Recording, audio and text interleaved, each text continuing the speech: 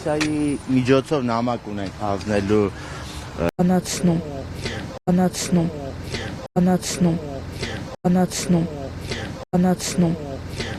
Բացի այդ ակցիայի մասնակիցները Գալստյանի և Քոչարյանի կալանքի ապօրինի և քաղաքական պատճառներով նամակ պետք է փոխանցեն ԵՄ դեսպանին։ Այսօրվա ակցիայի միջոցով նամակ ունենք հանձնելու Եվրամիության ներկայացությանը։ Մենք, ինչպես գիտեք, Հայրենիք կուսակցության նկատմամբ իրականացվում են ճնշումներ, ապօրինի կերպով ուրեմն ձերբակալվել է կուսակցության գլխավոր քարտուղար Խաչիկ Գալստյանը, ինչպես նաև Էջմիածնի տարածքային կառույցի պատասխանատու Արամ Քոչարյանը։ Մենք հրավիրում ենք ներկայացության ուրեմն ուշադրությունը նշված գործի վրա, որպեսզի նաև հանրությունը ավելի շատ տեղեկություն ունենա, թե ինչա կատարում։ Իրականում, գիտեք ինչ, մինչև բուն նյութին հասնել, ես մի հարցի շուրջ ուզում եմ խոսել, ֆիքսել։ Ես գիտեմ հասարակական ընկալումը ինչպիսին է, նաև ասում են, այ տեսեք, չգիտեմ, իշխանությունները, քանի որ այդ քարոզչական գրոհը իրականացնում են, ընդդիմություն, ձայների, չգիտեմ, ձայներ առնել, հա, ոնց որ սիրում են ասել, կոռուպցիա եւ այլն։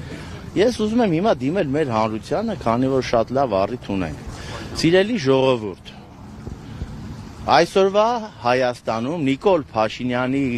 գլխավորած ճակերտավոր ժողովրդավարական Հայաստանում ովքեր են նստած։ Քաղաքական գործիչներ, կուսակցությունների ներկայացուցիչներ, սրբազաններ, լրագրողներ, բոլորը ընդդիմադիր քաղաքական հայացքներով։ Իսկ ուրեն այն պաշտոնյաները, որոնց տարիներ շարունակ, տասնամյակներ շարունակ Նիկոլ Փաշինյանը մեղադրել է եւ մեղադրում է երկիրը թալանելու կոռուպցիայի ու այլ ամեն ինչի մեջ։ Այդ մարդիկ ազատության մեջ են բիզնես են անում, ժամանակ առ ժամանակ այցելում են դատարաններ, ժամանակ առ ժամանակ տեսնում ենք, չգիտեմ, մեկից մի հատ բրենդային կոստյումի գումար են բռնագանձում, մյուսից մի հատ հողակտոր, ու իրանց համար իրանց կյանքը վայելում են, իսկ այն մարդիկ, ովքեր ունեն հստակ քաղաքական դիրքորոշում սկզբունքներ, ենթարկվում են քաղաքական ճնշումների։ Պարոն Հարությունյան, կոնկրետ Հայրենիք կուսակցությունը այս փուլում ինչով է անհանգստացնում Նիկոլ Փաշինյանին, եթե հաշվի առնենք, որ դեկտեմբերի 30-ին երկու հոգի կալանավորվեց, մեկը 2 ամսով պարոն Գալստյանը եւ 1 ամսով Արամ Քոչարյանը։ Հայրենիք կուսակցությունը Նիկոլ Փաշինյանին անհանգստացնում է ոչ միայն այս փուլում, այլ ստեղծման օրվանից ի վեր։ Եթե նայում ենք մեր կուսակցության գործունեությունը, իսկ դա բոլորի համար հասանելի է, տարիներ շարունակ փողոցային պայքարի բոլոր հնարավոր քաղաքական միջոցներով պայքարել ու շարունակում ենք պայքարել այս իշխանության դեմ, մինչև տեղի կունենա սպասված իշխանափոխությունը։ Հետևաբար, հիմա քանի որ սպասում են նաև ընտրություններն ընդառաջ ճնշումները մեծանում են, գործ արկելու պրակտիկան ավելանում է։ Տեսեք, ամենամեծ աբսուրդը, գիտեք ինչու՞մ է կայանում։ Ես մամուլից տեղեկանում եմ, որ այս գործով 13 թե 23 ձերբակալված կա։ Ընդամենը 2 հոգին են Հայրենիք կուսակցության ներկայացուցիչ։ Բայց նայում ես մի մեծ վերնագրեր, հայտարարություններ, ովքեր են այդ մարդիկ, ինչ կապ ունեն մեր հետ։ Ոնց կարան նույն գործով անցնել։ Հիմա այսօրվա ակցիայի նպատակը որն է եւ ինչ ակնկալիք ունեք մի գրասենյակից, որը որևիցե կերպ չի արձագանքում ոչ միայն Խաչիկ Գալստյանի, այլ նաեւ մյուս անազատության մեջ գտնվող անձանց իրադարձությունների վերաբերյալ պահպանում է տոտալ լռություն։ Շատ լավ հարց եք տալիս։ Դա նույնն է, գիտեք, որ ասենք, եթե մի անգամ փորձեցինք իշխանափոխություն անել, իշխանափոխություն չեղավ, ուրեմն պետքա իշխանափոխության մասին չմտածենք։ Եթե մի անգամ որևէ սոցիալական խնդիր ունեցանք, դրա մասին բարձրաձայնեցինք, անկախ նրանից ով է իշխանության, այդ խնդիրը չլուծվեց, ուրեմն պետքա այդ խնդիրները չբարձրաձայնենք, չասենք։ Ոչ, քաղաքականությունը նախ եւ առաջ մանավանդ մեր նման թույլ ժողովրդավարական երկրներում ենթադրում ու պարտադրում է հետևողականություն, իսկ մենք այդ հետևողական պայքարը տանում ենք։ Իսկ ով ասել, որ Եվրամիությունը նույն, հա, որը նախկին տարբեր իշխանությունների ժամանակ շատ ավելի համարձակ հայտարարություններ էր անում տարբեր իրավիճակների քաղաքական գործընթացների ժամանակ, քան այս իշխանության ժամանակ։ Բայց դա չի նշանակում, բայց դա ներողություն, դա չի նշանակում, որ մենք պետք է ասենք, որ գիտեք ինչն է, որ այդպես է, ուրեմն մենք դրա հետ համերաշխ ենք, մենք մեր իրավիճակը ներկայացնում ենք, օգտվում ենք բոլոր այն հնարավոր քաղաքական միջոցներից, գործիքներից, որպեսզի հասնենք հաջողության։ Մենք նաև գիտենք, ես ինքս նաև գիտեմ, որ տարբեր անձնական զրույցների ժամանակ նույն ԵՄ ներկայացուցիչ, տարբեր միջազգային կառույցների ներկայացուցիչներ այս իշխանությանը ներկայացնում են որոշակի խնդիրներ, ու դրա համար դա կրկնում եմ, եւս մեկ հնարավորություն է քաղբանտարկյալների իրավունքները պաշտպանելու, որը մենք իրացնում ենք։ Պարոն Հարությունյան, ո՞րն է պատճառը, որ այսօր այդ կառույցները այսօր լուռ են, իսկ նախկին իշխանությունների ժամանակ լուռ չեն եղել։